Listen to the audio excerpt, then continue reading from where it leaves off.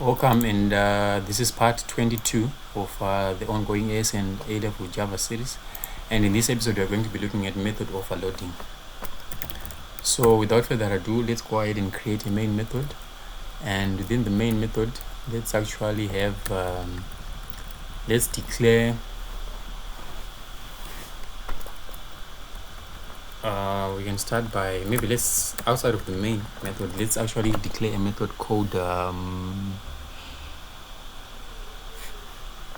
let's declare a method called square value.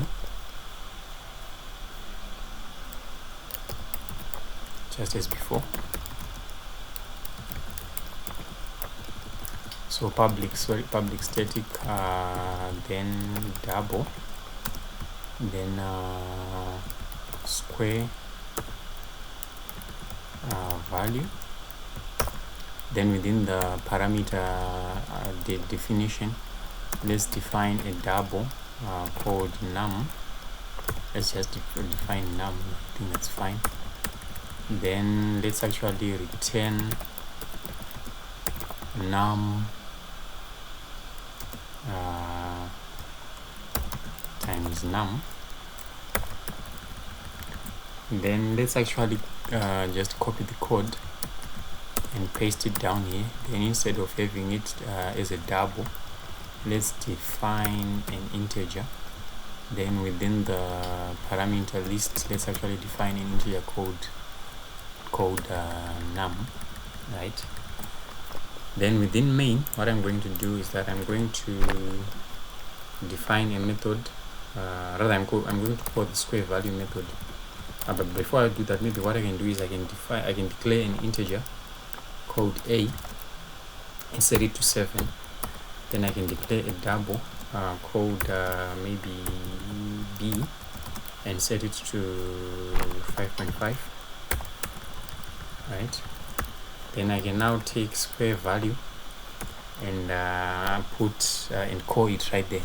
So I want you to realize that what my IDE did is that when I typed square value, it automatically suggested that I should call the square value method that takes an integer as an argument, and it automatically suggested that I put an a right there. So I'm just going to accept that suggestion and terminate that value.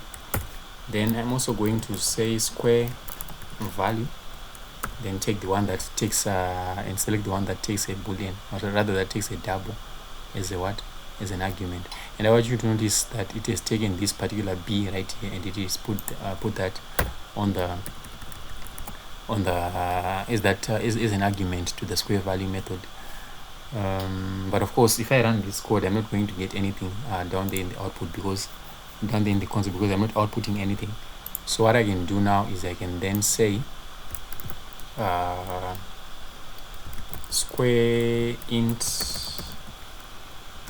Actually, I can store that inside of an int, and I say square int equal to square value a. Then I can say double square double is equal to square value b. Then I can simply come down here and say system.out.println. If I could just type println correctly. Then I simply want to print square int. Then I also want to print out square double, as it were. Right? Then maybe in order for this program to be a bit more descriptive, I can come here and say the value of then I concatenate with a, right?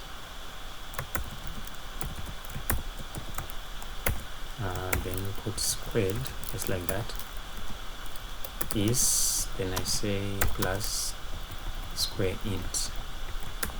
Then maybe I can just get rid of this line, then copy this entire line, paste it here, and instead of saying square double, square int rather, I say square double, and here I can just change the value from A to B.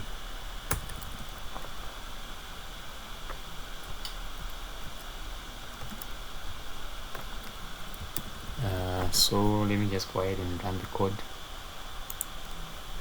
So it's saying the value of 7 squared is 49, the value of 5.5 squared is 3025. So that's method overloading. So just to recap and explain what's going on in the code, is that method overloading allows us to have the same name for our methods, right?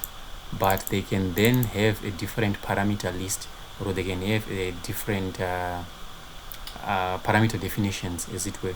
So you realize that this method, although it has the same name as square value, it returns a double, whereas this one, it returns an integer. So you can tell that it returns an integer, it returns a double by looking at the return type, is it? So public static int is the return type, so it's going to return number plus number as an integer, whereas this one is going to return number times number as a double, right?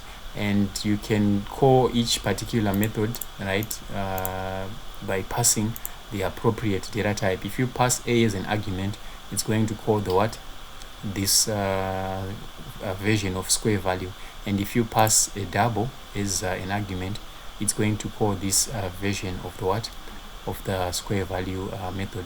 So I think that's just about it for method overloading. I'll see you in the next one.